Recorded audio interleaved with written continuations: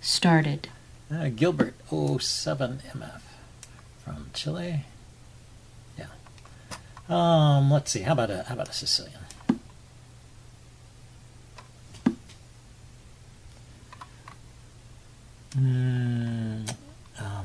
Sorry. Let's do the E6 Sicilian. Haven't done one of those for a while. Takes. Going to go for a con Sicilian. So that's with the move A6 here. Delaying knight C6, the more natural move. Queen C2, hitting the bishop. Queen C2 is a C7 rather. Queen C7 is a move you play anyway in the con. And then this bishop can be developed outside the pawn chain here. Let's try it like this. Then I'm going to play E6 to get a pretty solid center here.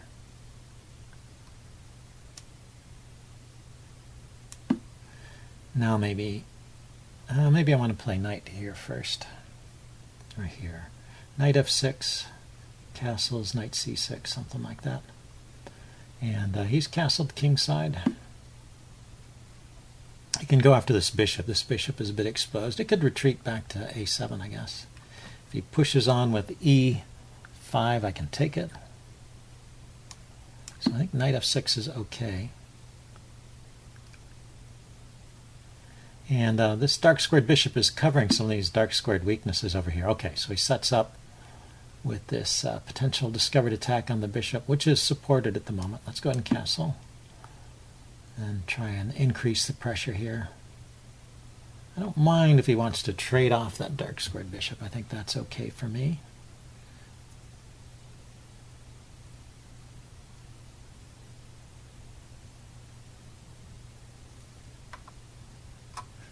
Okay, pausing to think.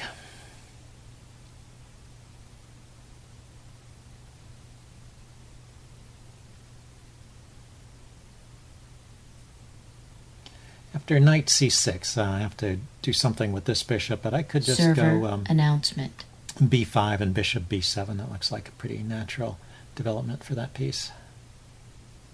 And then I'd be pretty well set. I'd have a little pressure on the center, maybe even try to get in the move d5 at some point if it's possible. Okay, he's lining up with his queen and bishop. Okay, get the knight out. And am I threatening to exchange? Knight takes, bishop takes, queen takes. I don't know if that really leads anywhere. If he takes the knight, I'll take back with the queen. I could take with the pawn. But then he might take the bishop and I'd have these doubled isolated c-pawns that look a bit ugly.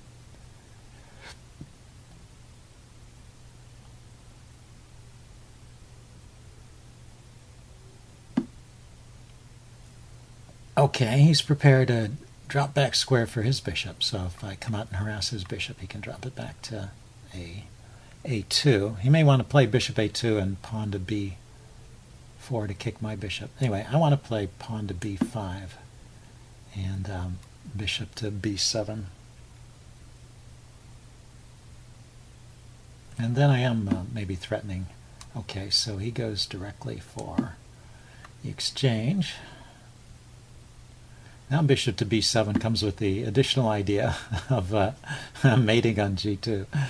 Let's see. So do I want to take with the queen or the pawn? I guess I want to take with the queen. Keep a little bit of asymmetry in the pawn structure. Also, this pawn on d6 is weak. Definitely that's true. But it holds back this e-pawn a little bit. Let's see, can he really win it? If he doubles the rook, I can bring a rook over.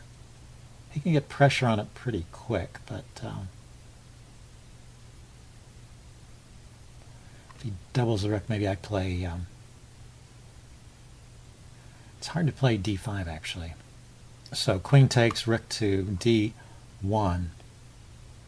If I place my rook over here, then he can play the pawn forward, hitting my knight and hitting the pawn, which is pinned because my rook is undefended on the back rank. So queen takes rook d1. What do I do? If I push the pawn, he can actually take it because he's got bishop and knight on that square as well as rook. And okay, so I think in spite of what I want, I think I have to take with the pawn. So let's see if he can make any inroads this way. Let's see. Now if he pushes on with e5, I have to move the knight. Knight here, knight takes, pawn takes, bishop takes, loses a pawn. So maybe the knight really needs to go somewhere else. And I could pause to threaten mate. Bishop b7 gets the bishop off the back rank. And maybe it prepares the rook to the d file. That might make my job a little bit easier. If I can get the rook to the d file, then I can play the knight to d5 without a problem. Yeah, so I wasn't sure which rook, but I'll try it with the a rook to d1 to d8.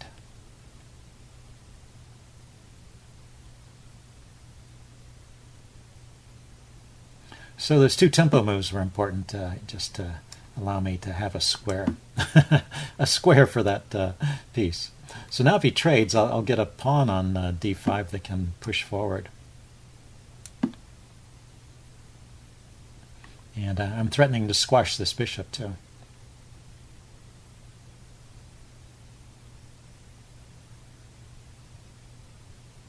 So I would play pawn to d4 first, kicking the queen, and then pawn to c4 if allowed, kicking the bishop. Yeah, because I play pawn to c4 and leaves this d pawn kind of backwards. And also it's blocking this diagonal with the queen and the bishop.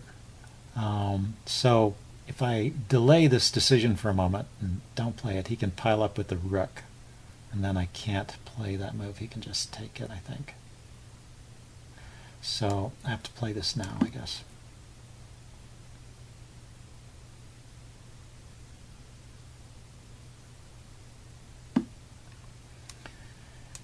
Timing is important sometimes in chess. I didn't want to give myself an isolated pawn there, but now maybe I can double rooks on the d file. That's maybe an idea here. He maybe has an idea of pushing the pawn to e6. Pawn takes, bishop takes, check. King goes to the corner. There's no other tactics, are there? No pieces hanging after that? Yes, so he can put pressure on this pawn. That's why I have to defend my rook so that this pawn is not pinned. Now I can play c4, kick the bishop back to another diagonal. That's not a bad diagonal for the bishop, but this advanced pawn structure here might be useful. Might be useful for me. Oh, maybe rook to d6 is a better idea. Rook d6 forks the queen on the bishop. Also, if I can get some kind of pressure on f6, that would help. Any kind of pressure on f6 would be useful.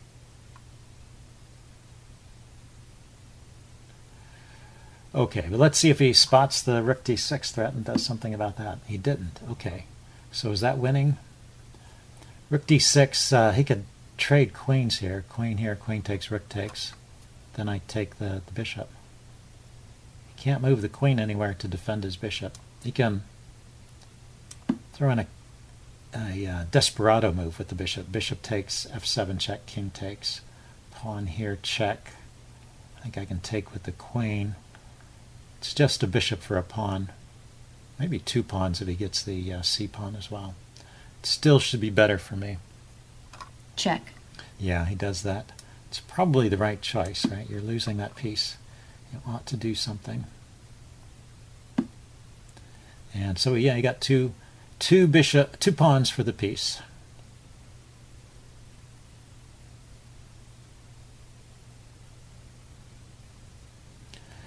Is there a way for me to keep the queens on and win this pawn here? Queen e6, for example.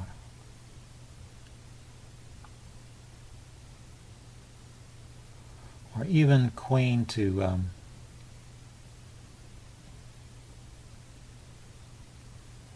Let's go queen e6 to start with.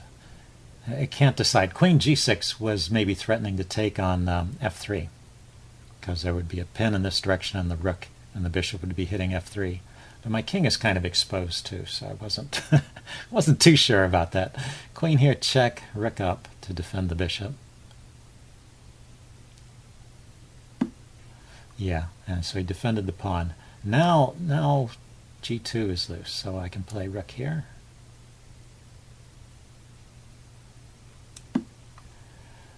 Not loose, but attackable. The bishop was already looking at it, and maybe it was loose. It was attacked by the bishop and defended by the king. Okay, so I can throw in this check. Unfortunately, at this point, I lost the sound, so the sound in the live recording just went out. So there's no sound for the rest of this video. I'm recording this later in an after narration. If you want to pause the video here, though, there's a nice mating combination that finishes starting from right here. I'm not going to speak to the combination. I'm just going to let it unfold in silence. But yeah, if you guys want to try and figure out the combination as I do, I kind of figured it out move by move, not all at once. But anyway, it's pretty neat. I think it's a forced mate from here, although I haven't done the post-mortem yet. Anyway, I will upload this and do a post-mortem as usual, and see you guys later. Bye.